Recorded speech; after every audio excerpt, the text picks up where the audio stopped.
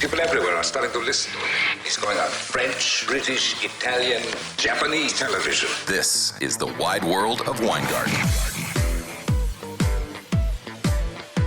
Wide World of Weingarten, 10 a.m., Thursday, June 2nd.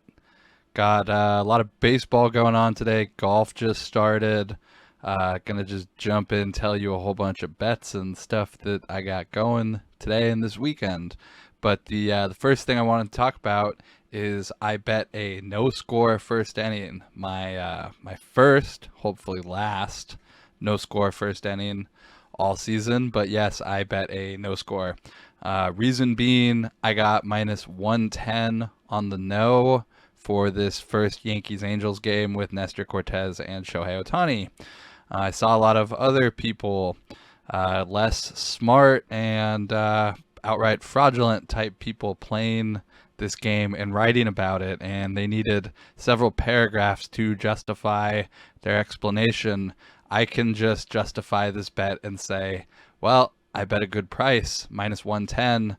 I'm looking at Bookmaker right now.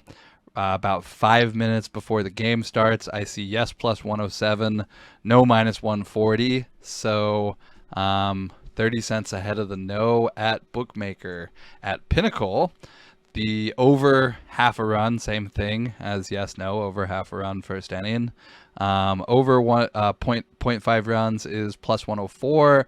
Under is minus 122. So I'm 12 cents ahead of Pinnacle, 30 cents ahead of Chris, or Bookmaker, same thing. It's the price. That's why I'm happy with my bet. Like I said, I saw these other people playing it, and I had a brief thought, oh my God, I shouldn't play this game because these other awful gamblers are also betting it. And then I remembered I have a better price than them. I don't care what they do or think. Sometimes you're always going to be on the same side as people you don't want to be, people whose opinions you don't respect, but that happens in gambling. Don't concern yourself with other people's opinions if you're confident in your picks and why you're betting them, confident in the numbers, then it doesn't matter what other people do. And like I said, I got the best line here, so I'm fine with my bet, and we shall see in a couple minutes if it wins or not. It might even be done one way or the other before I finish talking about all the things I have to talk about today. So no score first inning in the Angels game for me. Very rare occurrence, but I kind of explained why I did it there. Want to talk about two pitchers real quick before I get into other stuff. Tariq Skubal on the Tigers and Martin Perez on the Rangers. Neither is likely to win the Cy Young, but both have been so elite this season that at least they deserve some mention here, and we should check out their numbers a little deeper. Skubal's only 25, so there's a name to file away for next season for the futures markets for Cy Young or whatever. But last 30 days, Skubal is 1.18 ERA, over 38 innings, that's 6 starts, 23 hits, 5 earned runs, 2 home runs, 41 strikeouts, 7 walks. Opponents batting 176 against him. So very good numbers from Skubal. Those are definitely Cy Young worthy numbers over the course of a whole season. Just something to kind of keep an eye on. Martin Perez was once a big-time prospect. He ran into a little bit of arm trouble, bounced around. Now he's back where he started with the Rangers. There was a time when he was the number one pitcher in baseball. I was around the time Mike Trout and Manny Machado were also prospects. I remember because I was playing fantasy baseball. And I remember fantasy baseball analysts or somebody once saying that Martin Perez could be a cross between Johan Santana and Greg Maddux. I don't think he ever has lived up to that level, but it's hard for anybody to really live up to a Santana Maddux hybrid. So what he's doing this year, though, what Martin Perez is doing this year, though, is very impressive, and he's finally putting together the numbers that I guess people have always projected that he could put up. But last 30 days in particular, he's got a .64 ERA almost as low as you can get for a starting pitcher. 42.1 innings, 6 starts, 29 hits given up, 3 earned runs, only 3 earned runs in the past 6 starts, 33 strikeouts to 9 walks. So, that strikeout, that K to 9, it's going to hurt him in the futures market in the Cy Young race. But opponents are batting 195 batting average against him. So, I mean, I've seen his number drop. I'm sure you could have got him at 100 to 1 or 200 to 1 or some crazy numbers. I saw 100, then I saw 40. I'm seeing 40s getting cut to 20s. I don't see any value there myself personally. But if you did get in at a higher number earlier, definitely somebody worth having in your portfolio. But I don't see him winning, especially not with that under 9K to 9 strikeout number.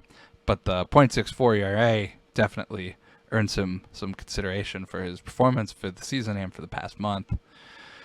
Rookie of the Year, minor league stuff. Jared Kelenic. He has a 7-game hit streak going for Tacoma. He's homered in 3 of the last 4 games. And he has an extra base hit in 4 straight. Definitely a guy to keep an eye on. I really don't think that he's been as bad as his early career numbers have indicated. And I know people are starting to call him a bust, but I think there's still time for him to turn it around. Definitely even a guy I mentioned before, but keep an eye on him in the card market. If his prices go down, could get a high upside guy at a depressed price if you're looking at the right cards in the right places. Hunter Green, he's another guy. I watched him pitch yesterday. I don't think he's going to win Rookie of the Year, but he is a future ace. Similar to Scooball, he's a guy to keep in mind next year. He could lead MLB in strikeouts. I think he's in the top 5 of strikeouts, K to 9. I think he's just under the eligible, so he doesn't appear on the leaderboard or whatever. But I saw some quotes from the Red Sox players. Alex Verdugo is one of them. He said they weren't ready for the velocity the first time through the order, but as you saw, they eventually caught up to it. And that's going to be pretty typical. Guys are going to catch up to velocity after they've seen it enough. When Green's at his best, when Hunter Green, or Aldis Chapman for that matter, similar situation. He's got a little bit of an injury that's been affecting his pitches, but most of these high velocity guys, when you can locate your off-speed pitches and keep guys guessing with your pitch mix, that's when you're going to be most effective, when you can actually utilize that velocity. If you're just throwing 100-mile fastballs down the pipe every time, eventually someone's going to hit one. It's very hard to hit 100, but eventually you're going to miss. It's going to be a little slower, and someone's going to take advantage of your mistakes. But there's few guys who could really put together a 3-pitch mix and keep guys guessing. That's why pitching is at such premium, and good pitchers get such high salaries. Hunter Green, though, definitely a guy to keep an eye on. I don't think he's going to win the Rookie of the Year, though, with a 6+ ERA. I'd rather put some Rookie of the Year money on this next guy I was going to talk about real quick. Edwin Cabrera made his first start of the season. Had at Coors this week, 9 strikeouts, shutout, which it's rare for anybody. 9 strikeout shutout at Coors, but to do it for your first start, very impressive. So a lot of respect for Edwin Cabrera there. If you'll excuse me, I'm just looking over at the screen real quick to see that the Angels game has started. Top of the first, no outs, just first couple pitches. So. Get to sweat this no score. I'm not used to sweating no scores. But Cabrera was throwing a mid-90s changeup at Coors. Was very impressive. Gotta go back watch a little bit more of his video. But first glance, I was like, yeah, he's good as advertised. As you can see, I ended up with 5 Edwin Cabrera cards. I got a PSA graded 10. I got an 8 on the Sparkle Refractor. If you're wondering what prompts anybody to have 5 autograph Edwin Cabrera cards, I think I went on an Edwin Cabrera buying spree back in 2020, the short season. The Marlins made the playoffs. He was on the taxi squad, whatever the the potential playoff list. I don't think he actually made any starts or anything, but he was a guy I targeted him. I targeted Randy Rosarena as guys I thought could break out in the postseason. So I ended up totally correct on Randy Rosarena. Edwin Cabrera, though, I had to wait almost 2 more years to get any pump on these cards. So these will probably end up on eBay in the next week or so, especially if he has a huge second start. Then these are absolutely going up for sale. Still 100 to 1 for Rookie of the Year. Probably could convince me to throw some money on it, but I haven't yet. Probably because I have these baseball cards. I'd rather sell the baseball cards. There's a 125 to 1 I saw at Bet365. So if you grab 125 to 1 at Bet365, I'm probably more interested in 125 to 1. But my more interesting Rookie of the Year bet right now in the NL is a Rookie of the Year candidate who's not even listed in the pool. It's Chris Morel, I think is how you say it. He's utility. I don't know exactly what position you would call him. He's playing outfield. He's playing second base. I've seen him play third base. He has a 15-game hit streak to start his career for the Cubs. He's currently only available at Caesars and Will Hill, and he's only available there because I requested him last week. At this point, I'm really surprised no other books have posted him, considering the 15-game hit streak and all. It's not like he's not doing anything. He had a walk-off last night. He's very he has a good camera presence. The interviews he's given so far are very, very solid. Called up straight from AA, so you know he's got talent. Usually guys, like I've said, guys who skip AAA are the guys you think have the most talent potential. So I bet him at 50. I see 40-50 out there. I think it's down to 40 to 1, but I'd much rather have him at 40 to 1 than Suzuki under 10 to 1.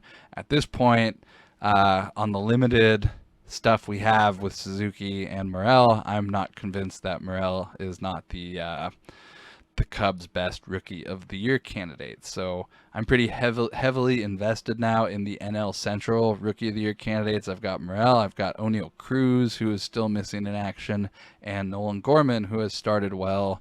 I think he was held out yesterday with a stiff back, but not a ton to worry about there. I'm going to take a quick break real quick, come back, got a quick golf bet for the Senior PGA event this week, and I'll go through some bets for Thursday night on baseball. So stay tuned for that. I'll be back in a minute. Welcome back, Wide World of Weingarten. I'm currently sweating a no-score first inning bet. It's the top of the first inning, 2 outs, no one on base. Mike Trout is up with 2 strikes. I'm not really used to sweating the no. I'm used to sweating the yes. I don't really sweat the yes. I just look at the box score. So this isn't much different, but I'm just kind of thinking to myself, so this is what people do every day. It's not really that interesting or fun. It's sort of like, am I missing out on something? And no, you're not missing out on anything. Anyway, PGA Champions Tour, the old guys tour, is starting on Friday. They usually play 3 rounds unless it's a major. So Friday start instead of Thursday start, which gives us more time to see what's going on. I bet 2 futures again this week. Same 2 futures I bet last week. Steve Alker and Bernard Langer. I bet Bernard Langer a lot. He actually looked like he was going to win. I was really hoping Langer would win. It would have been nice, like, $15,000 or, a lot of money. It was like, I think it was 18 to 1 or I don't remember exactly. It was a nice little number for Langer last week, but he was the favorite going into the back 9, and then he just kind of blew it. Had some uncharacteristic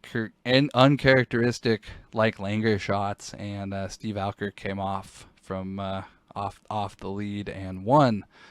He's probably the best player on the senior tour at the moment. He was a 50-year-old New Zealander who's played Corn Ferry. I think he had a PGA card for a while, probably 10 years ago.